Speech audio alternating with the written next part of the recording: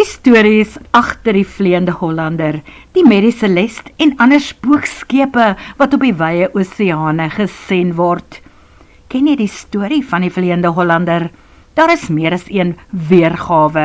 Die populêre Hollandse weergawe is dat kaptein Hendrik van der Decken met sy bemanning en vrag vanaf die Nederlande na Batavië geseil het via Kaap de Goede Hoop.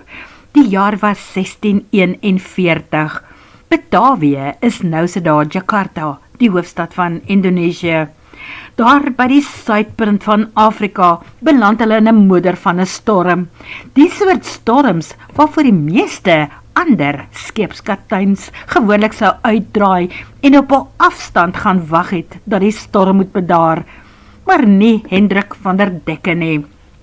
Hy was bekend daarvoor dat hy menige storms eerder tromp opgeloop het om die massiewe golwe en duinings roekeloos uit te ry.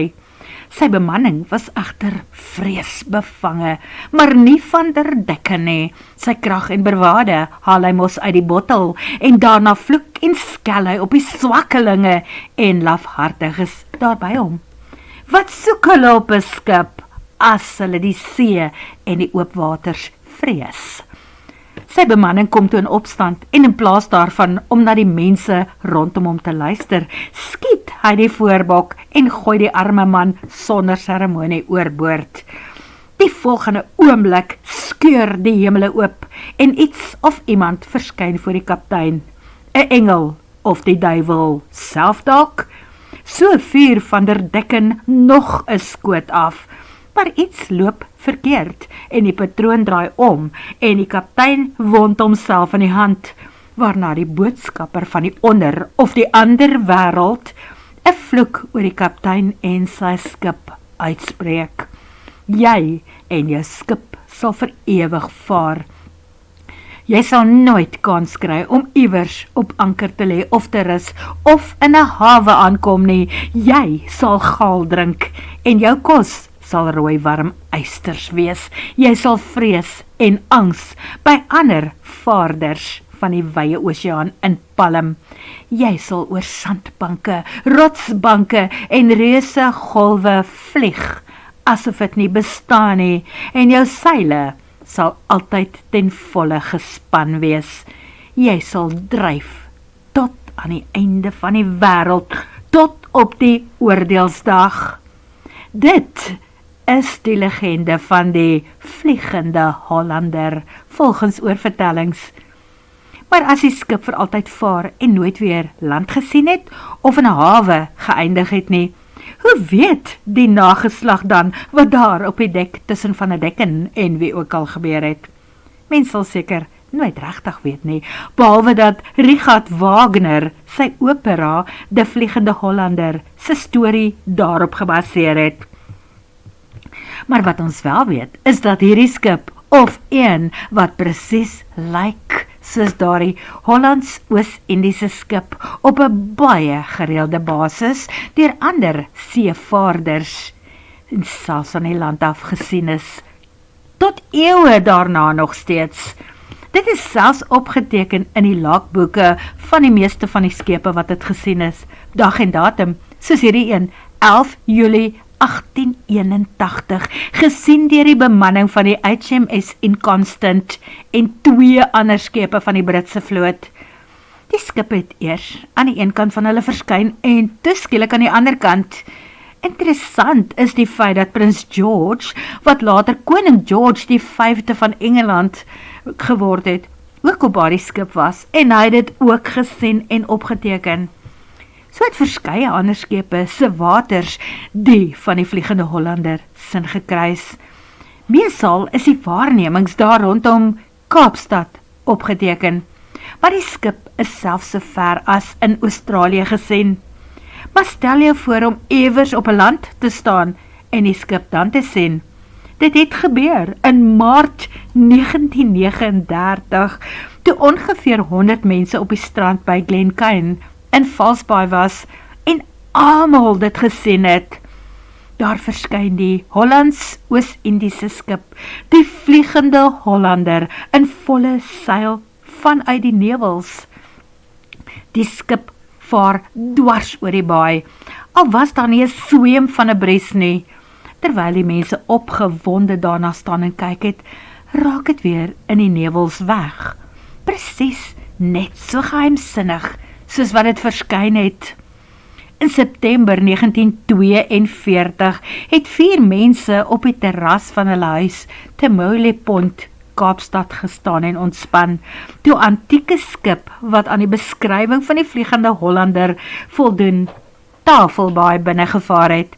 Vir ongeveer 15 minute het hulle in totale verwondering daarna gestaar, waarna dit blykbaar agter Robben Eiland weggeraak het. Een van die ander baie bekende spookskepe is die Mary Celeste. Hierdie skip was eerste opgemerk deur die Dei Gratia onder die kapteinskap van David Morehouse. Die bemanning het die Mary Celeste oor 'n tyd lank dopgehou en gesien dat die skip lyk asof dit net op die oppervlakte van die water dobber, sonder spesifieke koers of rigting, asof dit nie gestuur word iewers heen nie. Op 'n stadium kon hy deur die teleskoop sien dat daar niemand aan die stuur van die boot was nie. Daar was ook geen teken van lewe op die dek nie. Toe het hulle nader gevaar en begin roep. Daar was geen reaksie nie. Hulle het 'n roeiboot laat sak en Morehouse stuur toe 3 bemanningslede oor om te gaan ondersoek instel. Hulle het eers rondom die boot gevaar en uitgeroep en 2 van die 3 in die rooiboot aan boord gaan klim. Spooky moes het gewees het, op 'n boot wat heen en weer wieg, en water wat in en uit die romp wat na die skeepskombuis toe gaan klots, en daar is niemand aan boord nie. Die reddingsboot was weg. Alles op die skip is egter net so gelaat asof die mense en bemanningslede in een oomblik daar weggeraap of ontruim is. 'n half voorbereide ontbyt, kos op die tafel, die kaptein se kwartiere, waar 'n traporgeltjie en naaldwerkmasjien staan, asof iemand oomblik gelede nog daarmee besig was. Kinderspeelgoed en mandjies, slaapkwartiere van die bemanning, met beddens netjies opgemaak, en wasgoed op die drade van die skip. Die skip wat daar op die oop see rondgedobber het sonder mense, was die Mary Celeste, wat die laaste keer op 4 November 1872 gesien is, toe dit uit New York weggeseil het na Genoa, met 1700 kuste alcohol aan boord. Kaptein Benjamin Spooner Briggs was in beheer en sy regterhand was Albert Richardson. Daar was 7 bemanningslede, asook die kaptein se vrou Sarah en hulle 2-jarige dogtertjie Sophia aan boord. Volgens die logboek van die skip het die Mary Celeste in die rigting van die Azores gevaar, wat hulle om en by die 24 November bereik het en toe verbygegaan het. Die weer was genadig, in so mate dat Sarah en klein Sophia gereeld op die dek verskyn het. Sarah het 'n traporgeltjie en naaldwerkmasjien saamgebring om mee besig te bly tydens hierdie lang seereis. Die laaste inskrywing in die logboek was op 25 November en is 10 dae later ontdek. So vir 10 dae het die Mary Celeste bemanningloos en sonder 'n stuurman voortgevaar op 'n roete waar dit deur die Dei Gratia opgemerk is. Waar is die mense en hoekom is hulle so skielik daar uit of weg? Daar was geen teken van 'n gestoei of 'n vreeslike storm nie, van 'n inval of diefstal nie. Daar was wel 3 voet water in die romp, maar dit is nie normaal nie. En niks van waarde is van die boot af verwyder of gesteel nie. Die dat Morehouse 3 manne afgestaan het, wat water uit die romp gepomp het, die seile herstel het, en toe is hulle met die 2 skepe na die naaste hawe, Gibraltar. Die owerhede daar het geglo dat dit net 'n kwessie van tyd is, dan daag die bemanning van die Mary Celeste iewers op met daardie reddingsboot. Maar hulle het nie, en tot vandag is dit 'n raaisel, 'n misterie, die geheim van die Mary Celeste se bemanning wat so verdwyn het. Maar eendag, lank daarna, ongeveer 40 jaar later duik daar 'n skrywe op wat miskien 'n bietjie lig op hierdie onderwerp en die lot van die Mary Celeste sou werp. 'n Skoolhoof, Howard Linford van Hampshire, kry 'n handgeskrewe joernaal by 'n werker wat die man op sy sterfbed vir hom gee. Die joernaal is geskryf deur Abel Fosdick, 'n welberese mens wat sy reise daarin opgeteken het. Iewers in daardie joernaal skryf Abel Fosdick dat hy 'n saamreigeleentheid op 'n skip gekry het. Die skip se naam was die Mary Celeste. Hy skryf oor die kaptein, sy vrou, sy dogtertjie, die bemanning en lewe aan boord. Hy skryf dat die kaptein Benjamin Spooner Briggs op 'n dag sy kleine fyne dogtertjie gekry het, waar sy onbewaak en vreesloos op die boegspret van die skip geklim het en so ewe daar gesit en speel het. 'n Boegspret is daai ellelange stuk hout wat punt in die wind voor aan 'n seilskip vas is. Oh my word, ek betjots my gelykvol as dit een van my kids was. Maar wat doen Briggs? Hy bly kalm en vaar voort.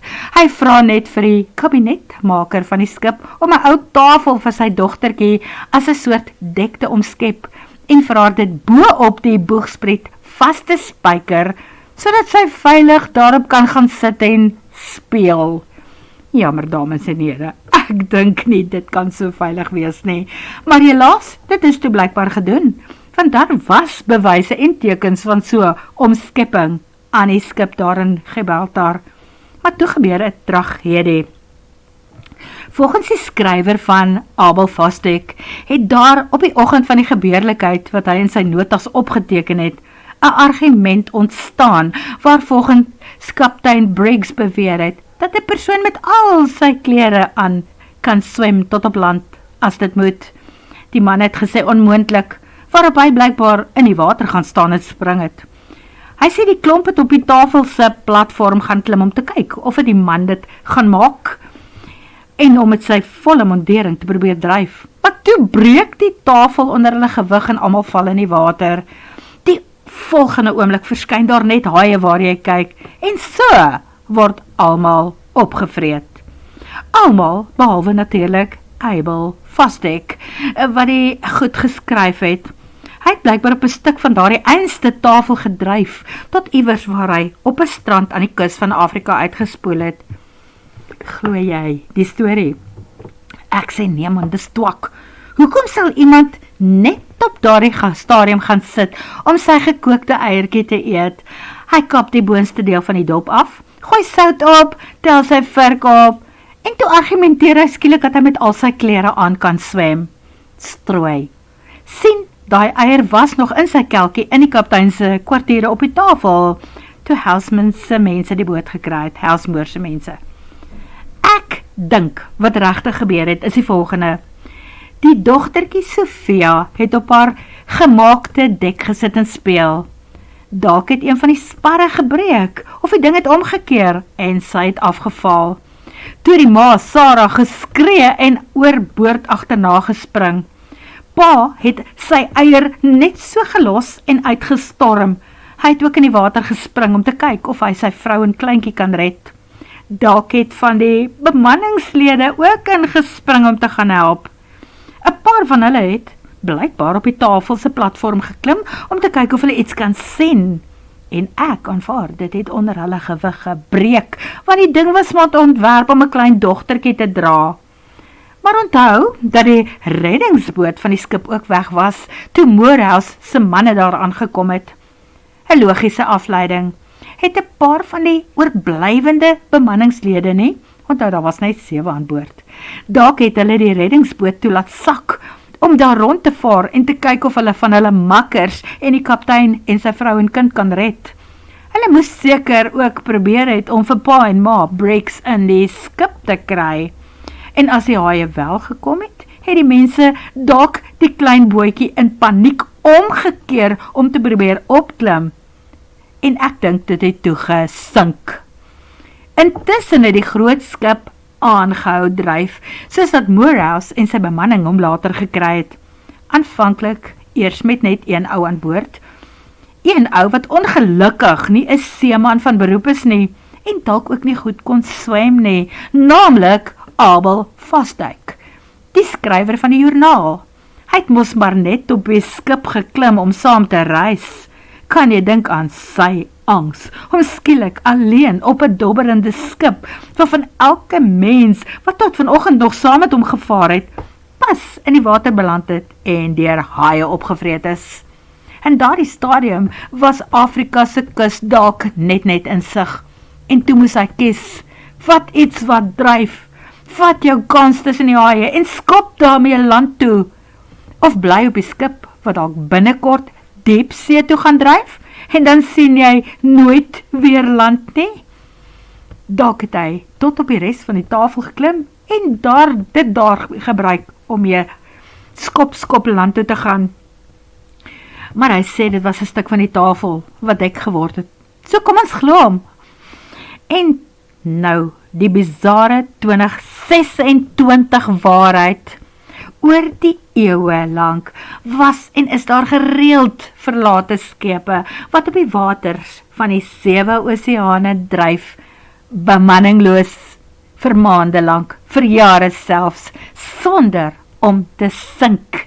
Jy sien hulle deesdae al hoe meer op satelliet met beeldmateriaal. Dit is klein bootjies en selfs reuse vragtskepe. Noem hulle ook spookskepe.